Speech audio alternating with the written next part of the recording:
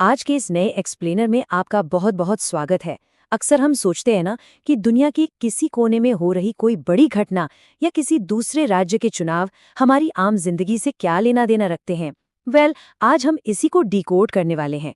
हम देखेंगे कि कैसे बड़े बड़े ग्लोबल और पॉलिटिकल शिफ्ट्स सीधे हमारी रोजमर्रा की जिंदगी, हमारी हेल्थ और यहाँ तक कि हमारे करियर ऑप्शंस को इम्पैक्ट करते हैं। तो मैक्रो लेवल की घटनाओं से लेकर माइक्रो लेवल तक का ये दिलचस्प सफर, चलिए शुरू करते हैं। आज के इस एक्सप्लेनर में हम क्या क्या कवर करने वाले हैं। सबसे पहले बात होगी 2026 के विधानसभा चुनावों की, फिर हम अमेरिका और ईरान के बीच बढ़ते तनाव को समझेंगे। इसके बाद हेल्थ और टेक्नोलॉजी की कुछ हैरान करने वाली बातें जानेंगे और आखिर में फोकस करेंगे एजुकेशन और करियर की नई राहों पर। तो चलिए बिना किसी देरी के शुरू करते हैं हमारे पहले टॉपिक से, विधानसभा चुनाव 2026 और भारत की लोकतांत्रिक प्रक्रिया।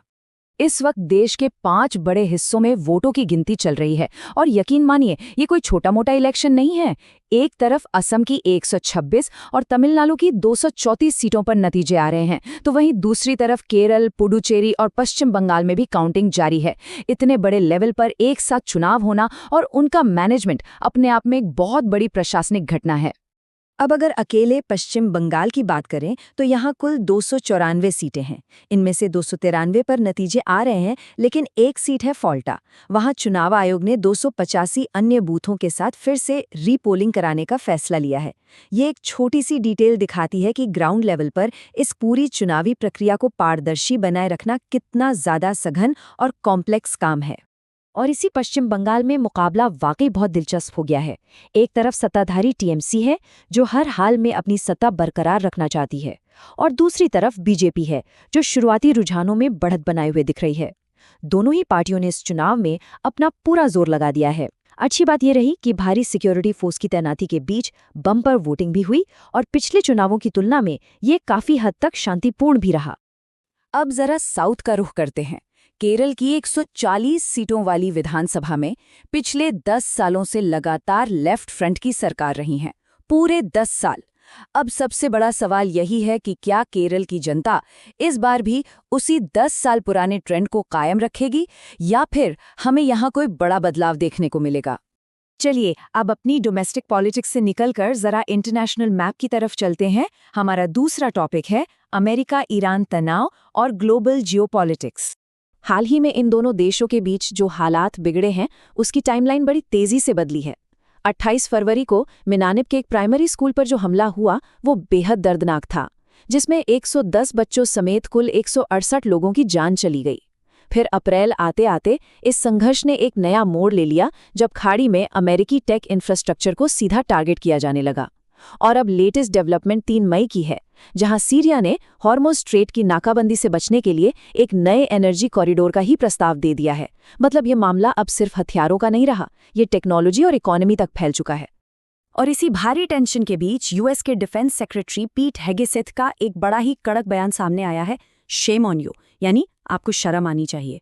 दरअसल जब कुछ अमेरिकी सांसदों ने इस बात पर चिंता जताई कि इस तनाव की वजह से दुनिया भर में तेल के दाम और महंगाई बढ़ रही है, तब उन्हें ये तीखा जवाब मिला। ये बिल्कुल साफ दिखाता है कि युद्ध का प्रेशर सिर्फ बॉर्डर पर फील नहीं होता, वो देशों की आंतरिक राजनीति और अर्थव्यवस्था को भी पूरी तरह से हिलाकर रख देता है। अब देखिए, इस तरह के हालातों में नैरेटिव यानी बयानबाजी की लड़ाई भी खूब होती है। एक तरफ अमेरिकी राष्ट्रपति ट्रंप का दावा है कि उनकी अपील की वजह से ईरान में 8 महिलाओं की फांसी की सजा रद्द हो गई और उनकी जान बच गई। लेकिन इसके बिल्कुल उलट ईरान का ऑफिशियल स्टेटमेंट कहता है कि सरकार का उन महिलाओं को फांसी देने का कभी कोई इरादा था ही नहीं। ऐसे में जमीनी हकीकत अक्सर इन बड़े बड़े दावों और प्रतिदावों के बीच कहीं गुम होकर रह जाती है। लेकिन इन राजनीतिक बयानों से अलग एक बहुत बड़ी इंसानी कीमत भी चुकाई जा रही है। जरा इस नंबर पे गौर कीजिए, 1 मिलियन। ईरान के अंदर सिर्फ इंटरनेट पाबंदियों की वजह से करीब 10 लाख नौकरियां जा चुकी हैं। आज के दौर में जब करोड़ों लोगों का काम सिर्फ स्टेबल इंटरनेट पे टिका है, तब इंटरनेट बंद होना सिर्फ न्यूज़ नहीं रोकता, बल्कि लोगों की रोजी रोटी छीन लेता है। मॉडर्न वॉरफेयर का ये एक ऐसा भयानक साइड इफेक्ट है जिसकी अक्सर हम चर्चा ही नहीं करते। चलिए अब जियोपॉलिटिक्स की इस भारी भरकम दुनिया से थोड़ा बाहर निकलते हैं और बात करते हैं स्वास्थ्य और तकनीक की, इनोवेशन और उससे जुड़े विवादों की। ये फैक्ट सुनकर आप सच में हैरान रह जाएंगे। भारत में हुई एक मेडिकल स्टडी में 91% की एक्यूरेसी देखी गई है। और ये कोई मशीन नहीं बल्कि हमारे डॉग्स कर रहे हैं। जी हाँ, इस स्टडी में पाया गया कि ट्रेन डॉग्स ने 1502 मरीजों के सैंपल्स को सूंघकर 91% सटीकता के साथ बता दिया कि उन्हें 7 प्रमुख प्रकार के कैंसर में से कौन सा है। जरा सोचिए, इंसान का सबसे अच्छा दोस्त कहा जाने वाला ये जानवर अब मेडिकल डायग्नोसिस में इतना बड़ा गेम चेंजर साबित हो सकता है। लेकिन जहां एक तरफ साइंस कमाल कर रहा है, वहीं टेक की दुनिया में कुछ बेहद चिंताजनक भी हो रहा है। बड़ी टेक कंपनी मेटा के स्मार्ट ग्लासेस इस वक्त भारी विवादों में घिरे हैं। हुआ ये कि कीनिया की एक ट्रेड यूनियन ने आरोप लगाया कि यूजर्स की बेहद प्राइवेट और इंटीमेट रिकॉर्डिंग्स का इस्तेमाल आर्टिफिशियल इंटेलिजेंस को ट्रेन करने के लिए किया जा रहा था। इसके बाद मेटा को अपना वो एआई ट्रेनिंग कॉन्ट्रैक्ट रद्द करना पड़ गया। ये हम सब के लिए एक बहुत बड़ा अलार्म है कि एआई के इस युग में हमारा पर्सनल डेटा असल में कितना अनसेफ हो सकता है। अब आते हैं आज के हमारे आखिरी और सबसे पर्सनल टॉपिक पर, करियर, एजुकेशन और फ्यूचर की नई राहें। आजकल एक सवाल यूथ के बीच काफी ट्रेंड कर रहा है कि आखिर एक कमर्शियल पायलट बनने के लिए क्या करना पड़ता है। दरअसल हाल ही में भारत के एविएशन सेक्टर में पायलटों की भारी कमी देखी गई, जिसकी वजह से बहुत सी फ्लाइट्स कैंसिल हुईं या लेट हुईं। इस क्राइसिस ने युवाओं का ध्यान इस ग्लैमरस लेकिन भारी जिम्मेदारी वाले करियर की तरफ खींचा है। लोग जानना चाहते हैं कि इसकी ट्रेनिंग प्रोसेस क्या है और इसमें कितना फाइनेंशियल इन्वेस्टमेंट लगता है। अच्छा, हायर एजुकेशन में जाने वाले स्टूडेंट्स के बीच एक कन्फ्यूजन हमेशा रहता है कि भाई बीई यानी बैचलर ऑफ इंजीनियरिंग और बीटेक यानी बैचलर ऑफ टेक्नोलॉजी में आखिर बुनियादी फर्क क्या है। कुछ यूनिवर्सिटीज बीई की डिग्री देती हैं तो कुछ बीटेक की। जो भी स्टूडेंट टेक्नोलॉजी के फील्ड में अपना फ्यूचर बनाना चाहते हैं, उनके लिए इन दोनों कोर्सेज के थ्योरेटिकल और प्रैक्टिकल अंतर को समझना बहुत ज़रूरी है ताकि वो सही डिसीजन ले सकें। और ट्रेडिशनल डिग्रियों से अलग हटकर सोचें तो आज नए ऑप्शंस की कोई कमी नहीं है।